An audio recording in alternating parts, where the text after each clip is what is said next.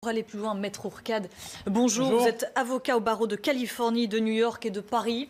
Le tribunal de grande instance de Nanterre, nous l'a dit Noémie Schulz, doit aujourd'hui se pencher sur deux questions. Celle de la compétence de la juridiction française. Dans un premier temps, est-ce que vous pouvez nous étayer cette question? Oui, ce sont les avocats de Laetitia qui ont déposé ce qu'on appelle un incident en disant vous, tribunal de grande instance de Nanterre, vous n'êtes pas compétent. Il est fort probable que le tribunal de grande instance de Nanterre se déclare compétent. Aujourd'hui, les juges, les magistrats français rechignent habituellement à déclarer leur incompétence. Petit point technique pour commencer, il y a un règlement européen de 2012 qui impose au tribunal de faire une évaluation d'ensemble des circonstances de la vie de Johnny Hallyday dans les mois et les années qui ont précédé sa mort et au moment de sa mort. Alors, ce qui va se passer, en fait, c'est qu'on va décortiquer, on va passer au crible la vie de Johnny Hallyday lors des dernières années.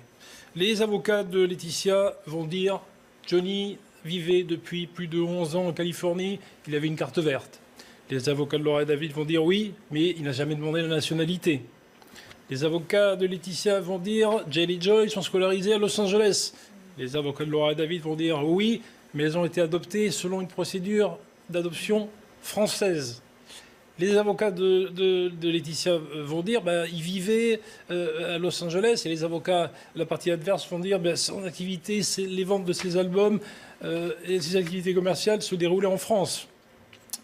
En août, le Figaro a relevé qu'en 2015, 2016 et 2017, Johnny Hallyday avait passé au moins la moitié de son temps en France.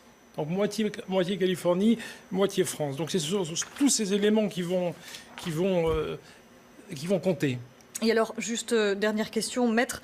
Je vais vous demander un petit peu de sortir de votre rôle, votre conviction en tant qu'avocat sur la résidence de Johnny Hallyday. Ma conviction depuis le début, c'est que le droit californien prévaudra pour une simple et bonne raison, c'est que ce sont les volontés clairement exprimées de Johnny Hallyday qui a voulu que son testament et sa succession soient réglés par le droit californien. Et ce serait donc un échec pour David et Laura. Merci, Maître Pierre Ourcade, avocat au barreau de Californie, de New York et de Paris.